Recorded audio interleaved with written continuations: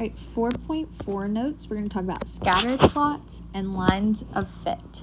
So a scattered plot, Mr. Yurko calls it as controlled chaos. Some scattered plots are more controlled than others, but it's just going to be a bunch of dots in different places, and we are going to have to interpret it. So a scattered plot is a graph that shows the relationship between two data sets. The two data sets are graphed as ordered pairs in a controlled plane. Scatter plots can show trends in the data. So it's not always going to be a line. Looking at here, we have a whole bunch of dots and kind of in a general direction. Now these dots represent the amounts in grams of sugar and the number of calories in smoothies. So looking at our labels on the graph, labels are super important. We're talking about smoothies here. The x-axis talks about sugar, and then the y-axis talks about calories. So the first question says, how many calories are in the smoothie that contains 56 grams of sugar? So we want to go to our graph over here. We look for sugar, which is on the x-axis, and 56 is right between 54 and 58. So the dot that has 56 grams of sugar would be this one. And then we want to see how many calories does that one dot have. It has 270. So there's 270 calories in 56 grams of sugar. So 270, and you always want to put the unit. So I'm going to abbreviate calories as CAL. If you just put 270, I don't know what you're talking about. It could be 270 people. There's more than 56 grams of sugar in 270 people. So make sure you put the unit. Question number B says, how many grams of sugar are in a smoothie that contains 320 calories? So do I go to my graph?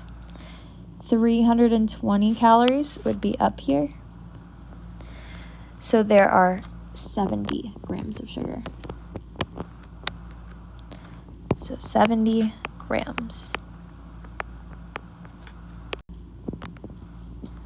So question C says, what tends to happen to the number of calories as the number of grams of sugar increases? So looking at our graph, sugar increases as we go to the right. So as my points go further to the right, are my calories increasing or decreasing? Well, let's take a look down here. I have 52 grams of sugar and only 250 calories. My point up top here has 70 grams, so more sugar, and 320 calories, so more calories. So as my sugar increases, because that's what the question was asking, what happens to the number of calories? The number of calories increases too. So number of calories increases.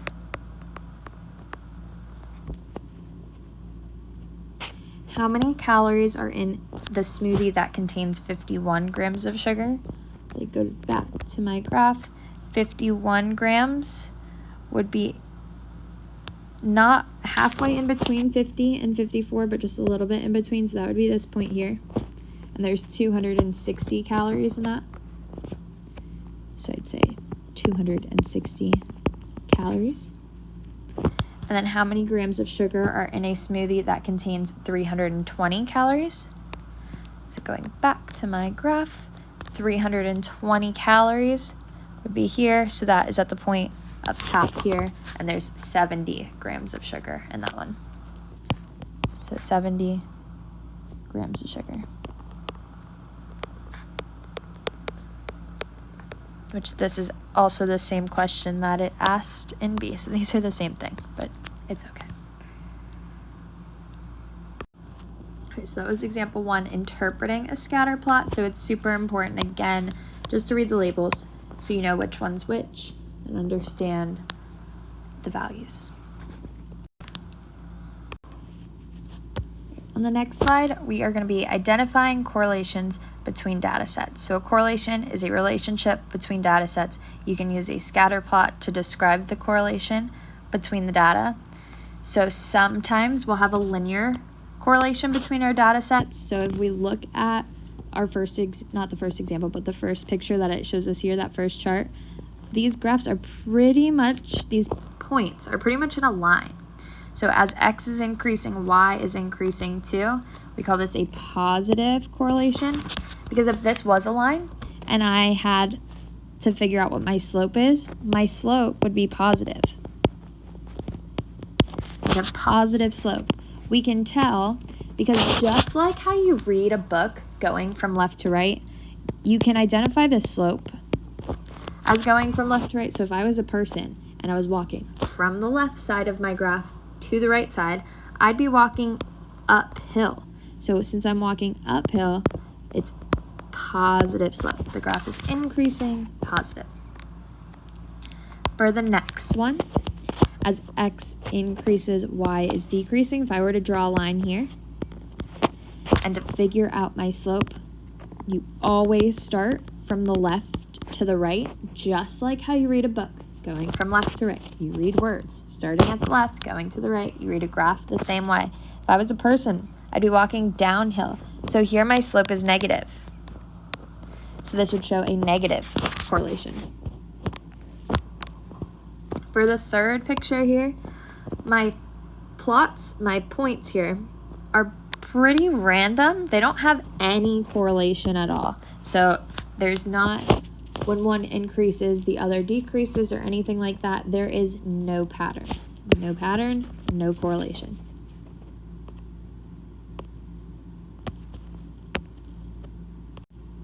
So to tell if something has correlation or not, we will always want to see, can you put a line through it? And that line, does it represent the points in a certain way? So for example 2, tell whether the data shows a positive, a negative, or no correlation. So looking at A, I want to see, can I put a line that represents these points? If I put a line there, they're not really anywhere close to the line. And I have a few random points here that don't really match up. So this is chaos. This is no correlation. Because we can't put a line that represents these points. For B, we can put a line through these points and it matches pretty well. So that would be my line. Now we want to figure out if it's a positive correlation or negative correlation. So if I was a person and I was walking down this line here, I'd be walking downhill. So this has a negative slope, so negative correlation.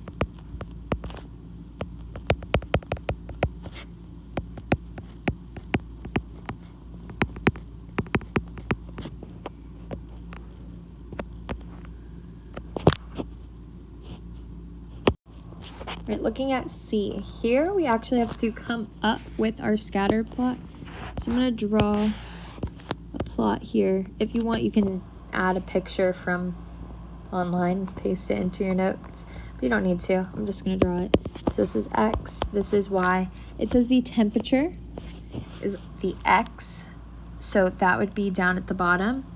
My temperature, the lowest number starts at 68. So I'm going to make it start just here at, let's say, I'll do 65 and go up by 5 for each number. I think that would work pretty well. So 65. And then next I have 70, 75, 80, 85, 90, 95, and I think everything's less than 95. Yeah, so we should be good there. And I put the little squiggly line to show a break in the graph, just because I'm not starting at 0. For the attendees, well, I'm going to label it too. So this is temperature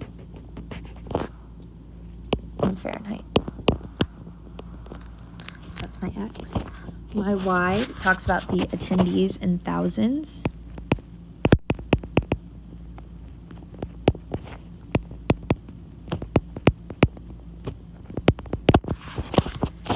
So here, I think since I have 1 and it goes up to 5, I'm going to just go by 1.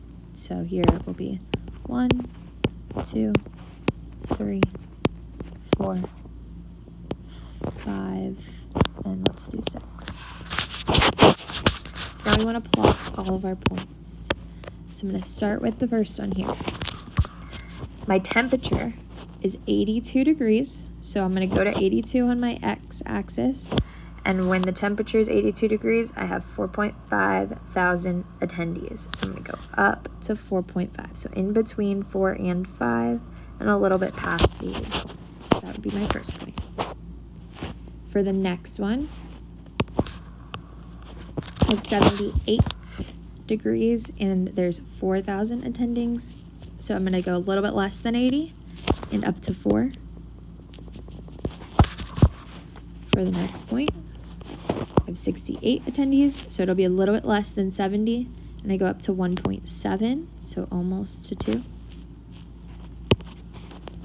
Next point, 87 degrees, and 5.5 attendees. So I'm going to go a little bit past 85 and 5.5. I'm running out of colors here. So next, I have 75 degrees and 3.8 attendees. So I'm going to go to the right, 75, and up 3.8, so almost to 4. Next, 71 degrees, so a little bit past 70, up 2.9, so almost to 3.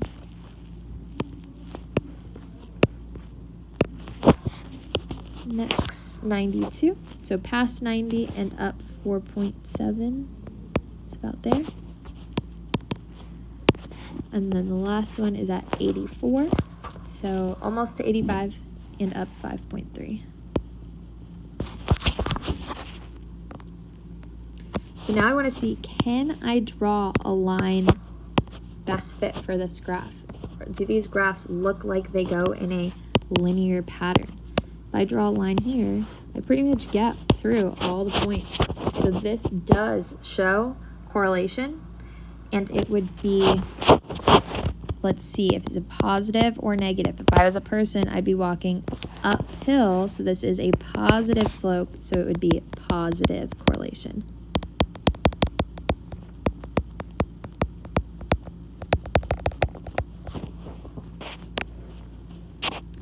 Now for the next one, for A, I could draw a line through these points. If I was a person walking from left to right, just like how you read, I'd be walking uphill. So this is a positive correlation. So for the next one, we can't really draw a line through these points. And if we look at it, it looks pretty chaotic. But if we actually read the labels and see what it's talking about birth month and sleep. So depending on your birth month, do you get more sleep? That wouldn't make sense. That's just not true if you read it. So this is chaos. This is no correlation.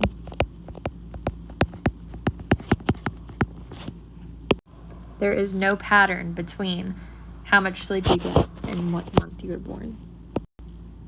All right, we're going to skip the next example just for the sake of time. We're going to go to using lines of fit to model data. So when data shows a positive or negative correlation, you can model the trend in the data by using a line of fit. A line of fit is a line drawn on a scatter plot that is close to most of the data points. So just like I was doing before where I put a line through the data points to show the type of correlation, we're going to do the same thing here. But we're actually going to find the equation of that line. So step 1 says to make a scatter plot of the data. So if it gives you the points, just like we did where we had to draw it and plug everything in, got to make a scattered plot. Decide whether the data can be modeled by a line, so if there's correlation or not. Draw a line that appears to fit the data closely. There should be approximately as many points above and below the line. So it's got to be a line pretty much that matches the points. And write an equation using 2 points on the line. So this is important. They have to be on the line. The points do not have to represent actual data pairs, but they must lie on the line of fit. So we can draw a line and pick 2 points on it and use those 2 points to write an equation. So looking at example 3, The table shows the weekly sales of a DVD and the number of weeks since its release. We have to write an equation that models the DVD sales as a function of the number of weeks since its release and interpret the slope and y-intercept of the line fit. So I'm going to plot my points first. Step 1 is plot. The x is how many weeks. So here it's nice that our weeks just go in order. So I have 1, 2, 3, 4, 5, 6, 7, 8 weeks. And then the y is sales. Also need to label my graph too. So this is weeks on my x, and the y is sales. So my sales, the lowest is 5, the highest is 19. So I'm going to just go by 2. I think that should be fine. So 2, 4, 6, 8, 10, 12, 14, 16, 18, 20. So once we labeled everything, we got to plot our points. So I'm going to start with the first one. After 1 week, I had 19 millions in sales. So I would go right there. My next point. After 2 weeks, I had 15 million. So I'd be right in between 14 and 16. In my third week, I had 13 million, so just above 12. In the fourth week, I had 11 million.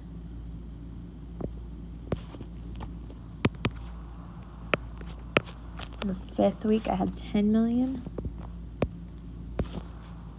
We can kind of start to see a pattern here. Sixth week, I had 8 million.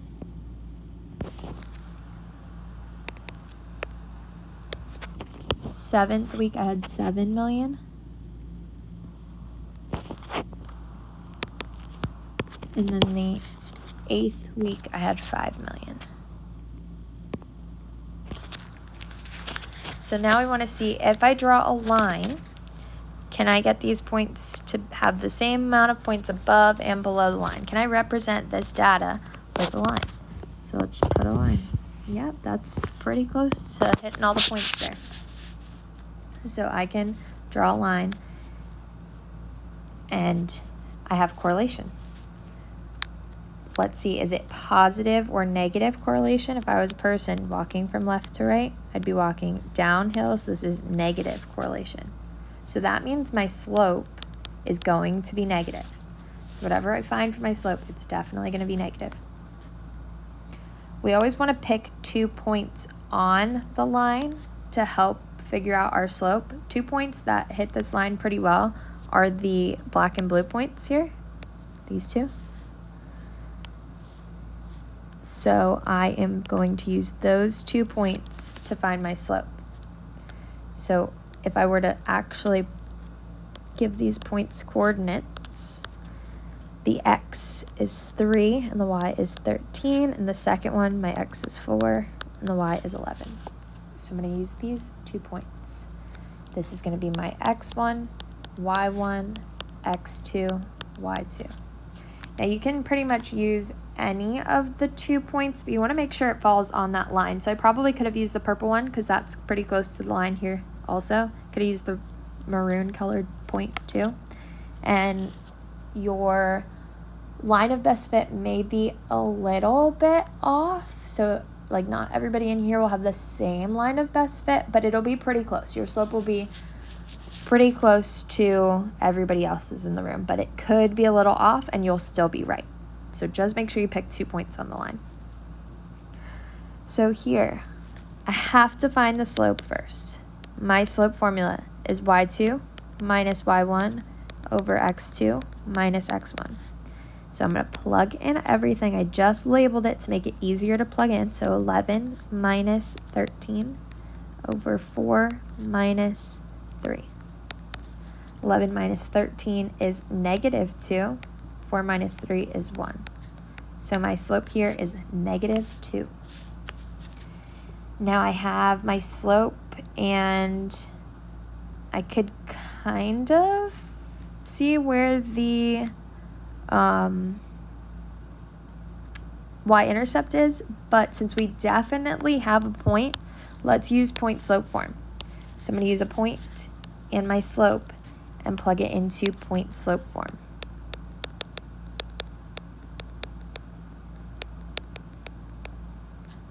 So my point-slope form is y minus y1 is equal to m times x minus x1. So I'm going to use my y1 and x1 and my slope. So y minus 13 is equal to negative 2 times x minus 3. Now the second part of this question says interpret the slope and the y-intercept. I don't know what my y-intercept is here just looking at the graph. So what I need to do is put it in slope-intercept form to find my y-intercept. So that means I need to distribute first. So y minus 13 is equal to negative 2x plus 6. Then I got to move that 13 over to the other side, so plus 13 on both sides. So y is equal to negative 2x plus 19. Now we want to interpret the y-intercept. My y-intercept here is my b. So that means when x is 0, so when I'm at 0 weeks, the start, my sales would be 19 million, because we're talking about 19 millions in sales. So my y-intercept is 19. Now again, for the line of best fit, it is up to interpretation. So everybody may have a different slope. You may have 2 different points. Looking at your graph, you always want to pick a line that goes through at least 2 points, so it'll be easier to find. If I pick the first 2 points to go through, my line would look like this, which isn't a line best fit because all the points don't go through that line. If I were to pick the second 2 points, or not the second 2, but let's say I pick these 2, the pink and the green, and put a line. That would definitely not be a line best fit because none of my points are on that line. So make sure you pick a line that looks like it goes through as many points as possible, that is closest to representation, and then pick 2 points on that line, just like I did here where I picked the black point and the blue point. And those are your 2 points that you're going to use to find the slope, to plug it into point slope form, and then find your slope intercept form.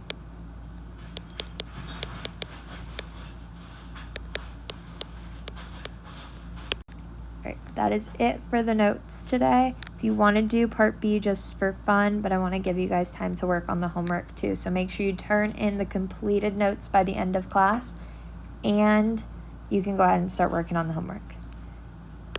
Don't forget, the test is Thursday, so there'll be a test review on Canvas for you to work on too for that test on Thursday on these last 4 sections that we did.